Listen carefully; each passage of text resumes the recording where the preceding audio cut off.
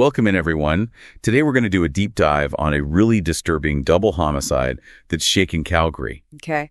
We're going to be taking a closer look at the global news report on this case, just to kind of unpack it a bit for you. Right. Because it raises some really disturbing questions about how a seemingly domestic situation can escalate so quickly into a citywide emergency. Yeah, it's certainly a case with layers that we need to kind of carefully peel back here. Yeah, exactly. So maybe we can start by just piecing together the timeline from the article that you shared. Yeah, good idea. So the initial discovery was made Sunday night in Kincora Grove. Okay. That's where the police found the body of a man in his 70s. Right. And then later that same night, they discovered his daughter in her 30s, deceased at a completely different location in Tuscany Ridge Heights. And that immediately struck me as odd. Yeah, it does raise questions about the sequence of events, because if this was a purely domestic incident contained to the family home, why was the daughter found elsewhere? It suggests a level of premeditation and planning that goes beyond sort of a spontaneous act of violence. Yeah, and the story takes another unsettling turn on Monday afternoon when the police issue a citywide emergency alert, naming 38-year-old Benedict Kaminsky as the suspect. Wow. He's the husband of the younger victim and son-in-law of the older victim. Okay. And the alert even went as far as to provide a specific vehicle description. A 2022 black Nissan Pathfinder with Alberta plate CLN 5276. Right.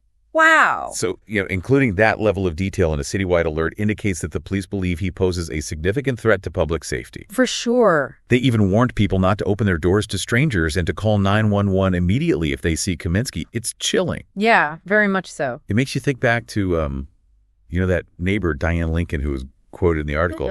And she described the family as lovely and happy. So how can a family that seems so normal on the surface erupt into such violence? That's the question, isn't it? And, domestic violence often hides in plain sight. It's worth noting that Lincoln mentioned the family included 3 children, the youngest being about a year old. Oh, wow. And that adds another layer of tragedy to this whole situation. Absolutely. I'm also thinking about Lincoln's account. Yeah. And I can't help but wonder if that bang that she heard around 8:40 p.m. on Sunday, which she initially dismissed as a car door, could have been something more sinister. Could that have been the start of the violence? It's certainly a possibility. It's interesting that she noted the son arriving home around 8:45 p.m. to find the police already present. Right. Could the son's arrival have interrupted something, perhaps even leading to an escalation in Kaminsky's flight? That's a chilling thought. You mentioned earlier that the fact that the daughter was found at a separate location suggests premeditation. Right. Could this also fit into that cycle of abuse pattern that we often see in these types of cases? It's possible. While we don't have all the details yet, that bang Lincoln heard could fit into the tension-building phase of the cycle. Okay. The son's arrival might have interrupted a later stage, perhaps even the acute abuse phase. Right. And then the subsequent flight could be seen as an attempt to escape the consequences. That makes sense. And, if we apply the concept of power and control, Yes. could Kaminsky's alleged actions be a way of asserting dominance over his wife? Potentially.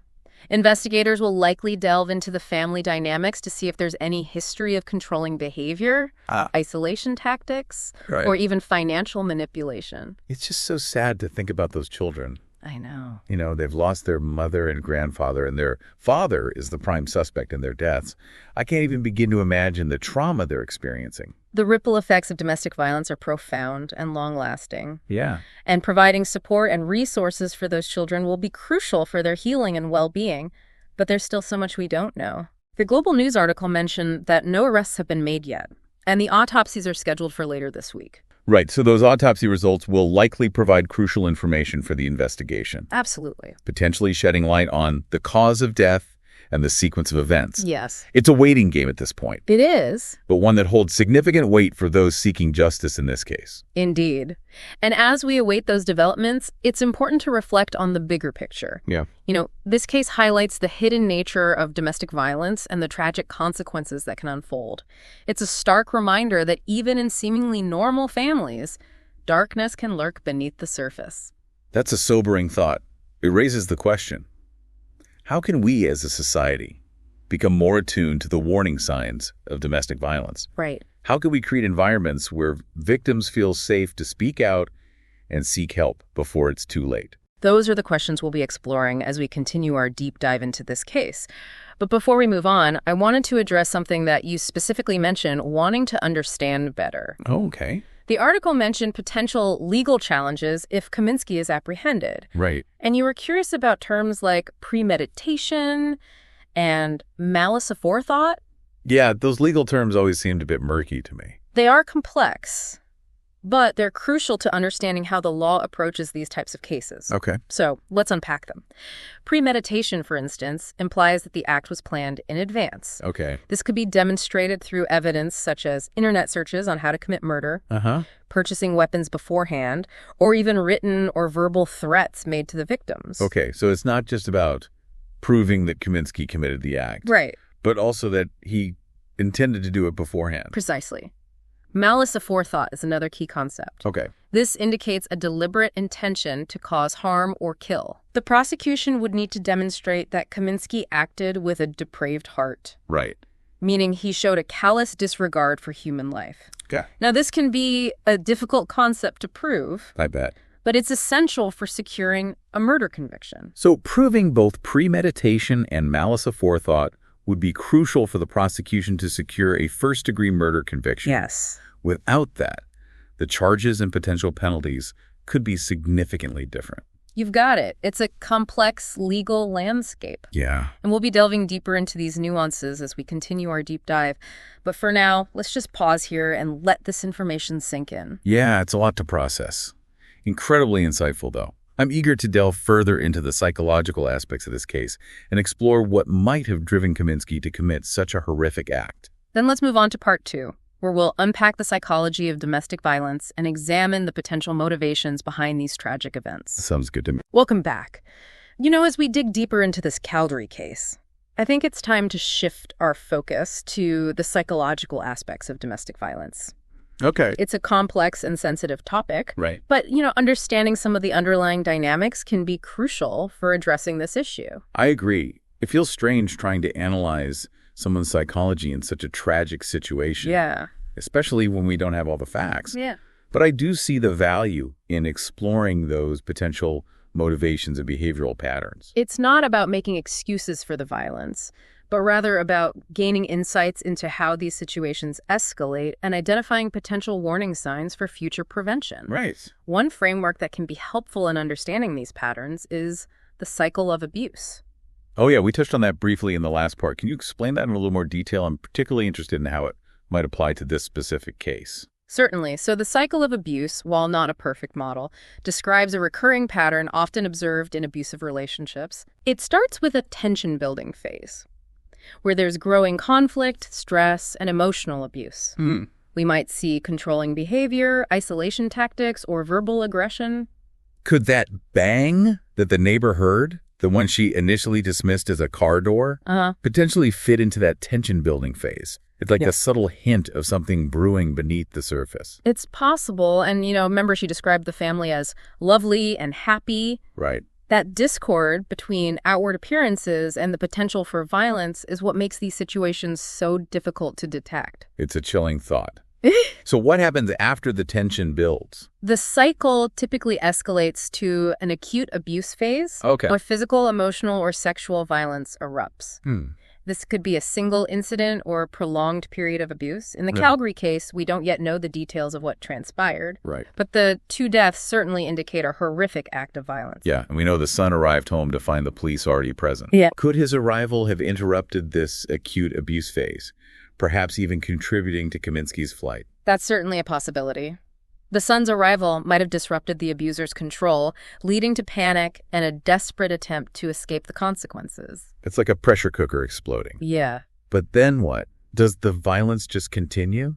Not necessarily. The cycle often moves into a honeymoon phase. Okay. This is where the abuser may apologize, promise to change, or shower the victim with affection and gifts. Right. It's a manipulative tactic designed to regain control and prevent the victim from leaving. So it's a cycle of tension building, abuse, remorse, and then back to tension. It's a horrifying pattern. It is. But you mentioned this isn't a perfect model. Right. Are there other factors at play in domestic violence cases? Absolutely. Power and control dynamics are central to understanding these situations. Okay. Abusers often seek to dominate their partners, isolating them from support networks, controlling their finances, and using intimidation tactics to erode their self-esteem. That reminds me of something you mentioned earlier, about the daughter being found at a separate location. Yes. Could that be a sign of Kaminsky trying to control the situation even further? It's possible. The fact that he allegedly transported one of the victims to a different location suggests a level of premeditation and control that goes beyond a spontaneous act of rage. Right. It also raises questions about his mental state and potential psychological factors that might be at play. Okay, that brings us to another question I had. What role do mental health issues or substance abuse play in these situations? Do those factors excuse the violence? It's important to understand that mental health issues and substance abuse don't inherently cause violence. Okay. However, they can exacerbate existing problems and impair judgment, making it more difficult for individuals to manage their emotions and behavior effectively. So it's not a simple cause and effect relationship, but rather a complex interplay of factors. Yes. That can contribute to a higher risk of violence. Yes. But wouldn't that make it even more difficult for investigators to understand Kaminsky's motivations? It certainly adds complexity. The police will need to consider any history of mental health issues, substance abuse, or past violent behavior to build a comprehensive picture of what led to this tragedy. Right. They'll also need to be incredibly sensitive to the trauma experienced by everyone involved, especially the children who might have witnessed the violence. That brings up another aspect of this case that's been weighing on my mind. You mentioned earlier the challenges investigators face in these situations. Yes.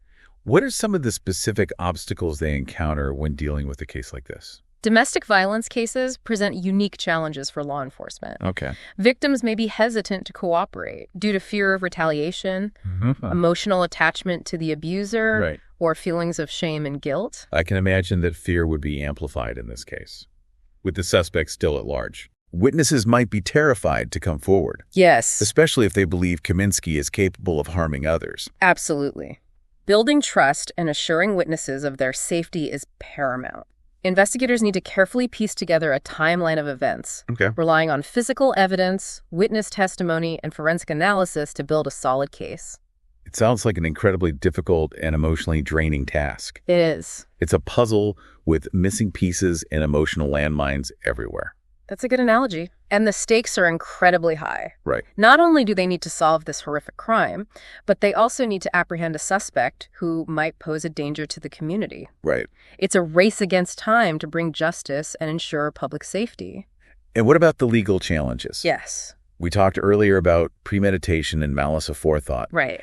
What are some of the other hurdles prosecutors might face if Kaminsky is captured and brought to trial? Proving intent is crucial in any murder trial. The prosecution would need to present compelling evidence to demonstrate that Kaminsky acted with premeditation and malice aforethought, especially if they're seeking a first-degree murder conviction. Right. They'd have to counter any arguments from the defense that might try to downplay his intent or portray the act as a crime of passion. Exactly. The defense might try to paint a picture of a sudden, uncontrollable rage, arguing that Kaminsky wasn't in control of his actions or didn't fully grasp the consequences. That's where those legal concepts we discussed earlier come into play. Exactly. The prosecution would need to meticulously dismantle those arguments. Yes. Presenting a clear and convincing narrative of premeditation and malice aforethought. They'd likely rely on evidence like witness testimony, forensic analysis, or any documented history of abuse or threats to establish a pattern of behavior and demonstrate intent. Okay. And what about the fact that there are two victims in this case? Right. Does that complicate the legal strategy? It certainly adds another layer of complexity. Right. The prosecution might choose to pursue separate charges for each murder, which could potentially lead to a more severe sentence if Kaminsky is convicted. That makes sense. Multiple victims often result in harsher penalties, reflecting the magnitude of the crime. Yes. But given what we've discussed about mental health and substance abuse, could those factors play a role in his defense? If Kaminsky's lawyers can demonstrate that he was suffering from a severe mental illness at the time of the murders, it could impact his culpability and potentially lead to a different legal outcome. So they might argue that he wasn't control of his actions or didn't fully understand the consequences due to his mental state. Precisely. That would involve expert testimony from psychiatrists or psychologists to assess his mental state at the time of the crimes. It's a complex area of law that raises questions about responsibility and accountability, often leading to intense ethical and philosophical debates. Yeah, it's fascinating, but also incredibly disturbing. To think about all these legal nuances and how they play out in a real-life case with such devastating consequences. Yes. It makes you realize just how intricate our justice system is. It is. And how much weight rests on those legal arguments. It certainly highlights the delicate balance between punishment and rehabilitation and the complexities of navigating a system designed to address these difficult questions. It's a lot to take in. It is. But I appreciate you breaking it down for me. It helps to kind of make sense of this horrific situation and understand the different perspectives at play. Of course. But I'm also feeling a bit overwhelmed by the darkness of it all. I understand. It's important to acknowledge the emotional weight of this case. Right. It's easy to get caught up in the legal and psychological complexities. Yeah. But we must never forget the human cost of this tragedy. You're right. 2 lives were lost, families were shattered, and a community was left reeling. It's a stark reminder that these aren't just abstract concepts we're discussing. They're real lives impacted by violence and trauma. And while we delve into these complex topics, it's essential to hold space for the victims and their loved ones. Yeah. Recognizing the immense pain and suffering caused by domestic violence. It's also important to remember that there is hope. Okay. There are resources available for victims. And there are strategies we can implement to prevent these tragedies from happening in the first place. That's a good point. I'd like to shift our focus to a more hopeful and proactive approach. Okay. What can we do as individuals and as a society to address this issue? Yes. What resources are available for those who might be struggling? Those are excellent questions, and we'll explore them in detail in our final part. We'll delve into the resources available for victims of domestic violence, discuss strategies for prevention and intervention, and hopefully leave you with a sense of empowerment and a call to action. I'm ready for that. It's been a heavy conversation. It has. But I think it's time to shift gears and talk about solutions. I'm eager to learn more about what we can do to create a world where these tragedies are less likely to occur. Then let's move on to part 3, where we'll explore those solutions and empower you with the knowledge and resources to make a difference. You know, we've covered a lot of ground in this deep dive. It's been emotionally challenging to delve into the details of this Calgary case, but I think it's important to shift our focus now to solutions. What can we do to prevent these tragedies from happening in the first place? I'm ready for a more hopeful and proactive approach. I agree. That's the question we should all be asking. And while there's no easy fix, there are steps we can take both individually and collectively to address this issue. Okay, so let's start with those individual actions. What can we do if we suspect that someone we know might be in a dangerous situation? It's easy to feel overwhelmed or unsure how to help. Yeah, the first and most important step is to believe them. Listen without judgment and offer your support. Let them know that they're not alone and there are resources available. That sounds simple enough. But I imagine it can be difficult in practice. People often don't want to overstep boundaries or get involved in someone else's personal life. You're right, it can be a delicate situation. But sometimes just being there to listen and validate someone's experience can make a world of difference. You don't need to have all the answers or force them to take any specific action. Just let them know you care and are there for them. So listening is key. But what are some concrete actions we can take beyond that? What if someone is ready to seek help but doesn't know where to turn? Encourage them to reach out to a domestic violence hotline or a local support organization. Okay. These organizations have trained professionals who can provide confidential advice, safety planning, and access to resources like shelters or legal aid. They can see how those resources would be invaluable, especially for someone feeling trapped and afraid. Knowing that there's a safe place to turn and people who understand what they're going through can be life-changing. Absolutely. These organizations provide a lifeline for victims, empowering them to take control of their situation and seek a path to safety and healing. Right. Those are crucial resources for immediate support. But what about the bigger picture?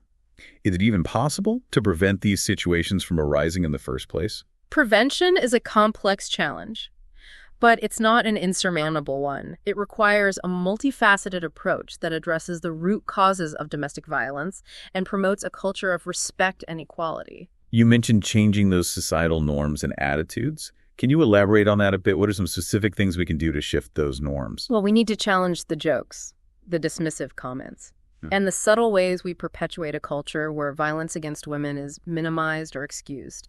It starts with holding ourselves and others accountable for our words and actions. It's like calling out those seemingly harmless comments that reinforce gender stereotypes or make light of abusive behavior. Those subtle messages can have a big impact over time.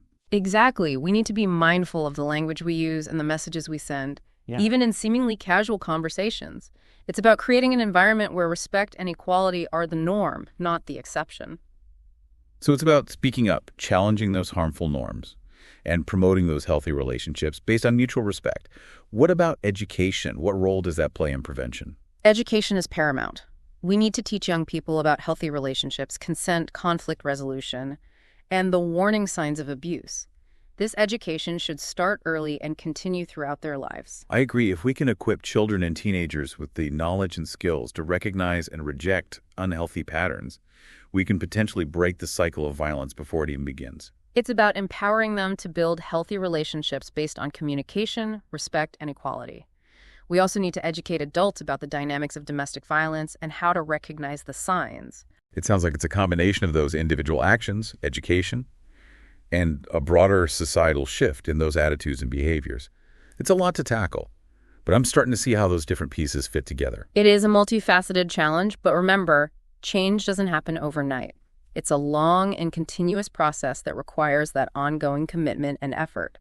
This deep dive has been incredibly eye-opening. It's been difficult to confront the harsh realities of domestic violence. But I'm leaving this conversation with a sense of hope and a call to action. That's the spirit. We can't afford to be passive bystanders. We need to engage, educate ourselves, and actively participate in creating a world free from violence. So what's our takeaway message for our listener today? What do we want them to remember from this deep dive? Let's leave them with this thought. Knowledge is power. Educate yourself about domestic violence, the warning signs, and the resources that are available. And most importantly, be there for those who might be struggling. Listen, believe, and support. Those are powerful words to end on. This case might have felt like a world away at first, but the issues we've discussed are closer to home than we might think. Domestic violence happens in our communities, perhaps even within our own circles. You're absolutely right. Domestic violence thrives in silence. Let's break the silence, speak up, and be a part of the solution. Thank you for joining us on this deep dive. It's been a challenging conversation, but a vital one. Let's all commit to learning, supporting, and advocating for a world free from violence. That's a vision worth striving for. Remember, even small actions can make a big difference. Let's work together to create a safer and more just world for everyone.